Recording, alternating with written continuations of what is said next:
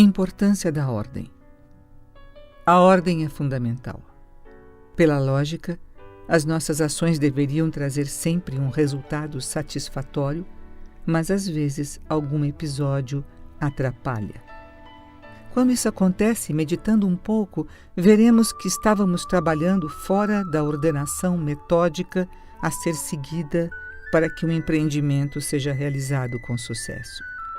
Se a partir desse princípio descobrirmos qual deva ser a nossa atitude, tudo correrá normalmente.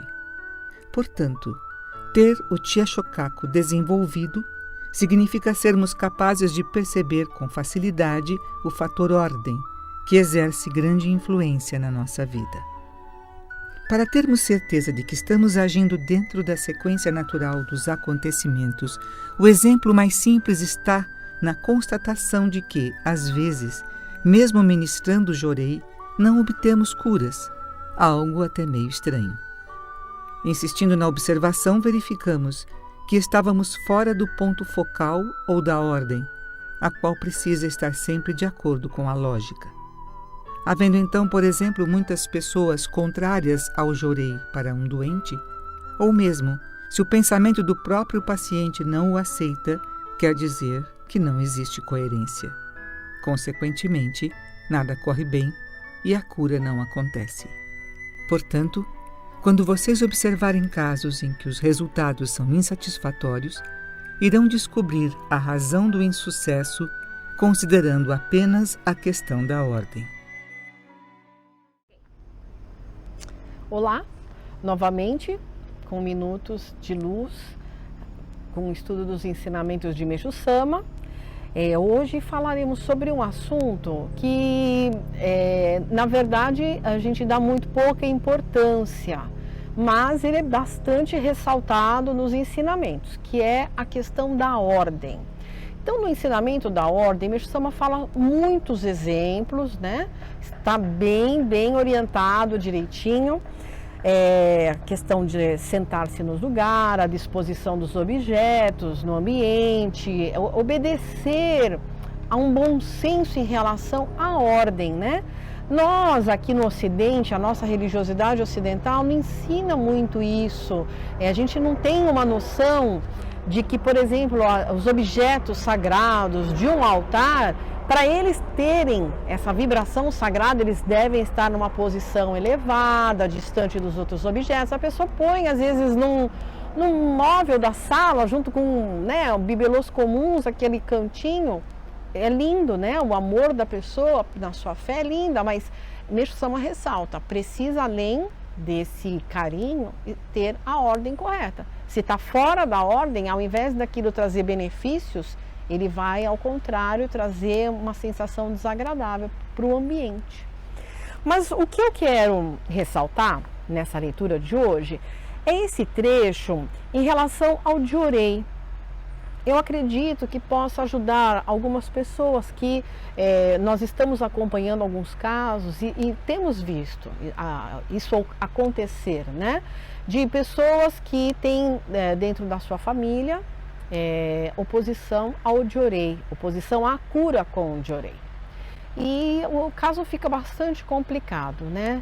Então ele fala que se houver pessoas contrárias ao jorei, ou mesmo a própria atitude do doente não for favorável, não estiver na ordem correta, isso atrapalha e nada corre bem, a cura não acontece. Então, resultados insatisfatórios no jorei também podem ser decorrentes dessa ordem errada. Eu tenho dois exemplos. Um é material.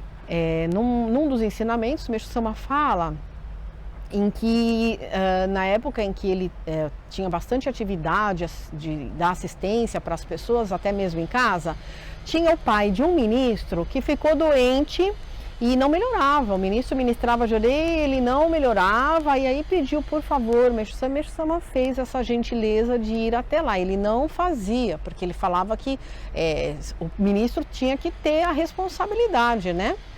Mas ele foi.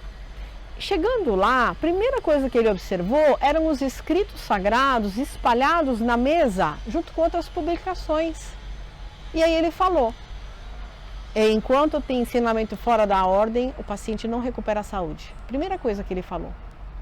Então, isso, graças a Deus, eu posso dizer, aconteceu e foi observado por Meixo Sama e foi publicado para a gente aprender, né? Porque a gente poderia fazer isso tranquilamente, não nem achando que era uma falta de respeito, e sim uma distração. Estou lendo, ponho lá junto, levanto e não volto para pôr numa ordem, pronto. Aí fico doente, o negócio está lá e eu estou lá na cama, entendeu?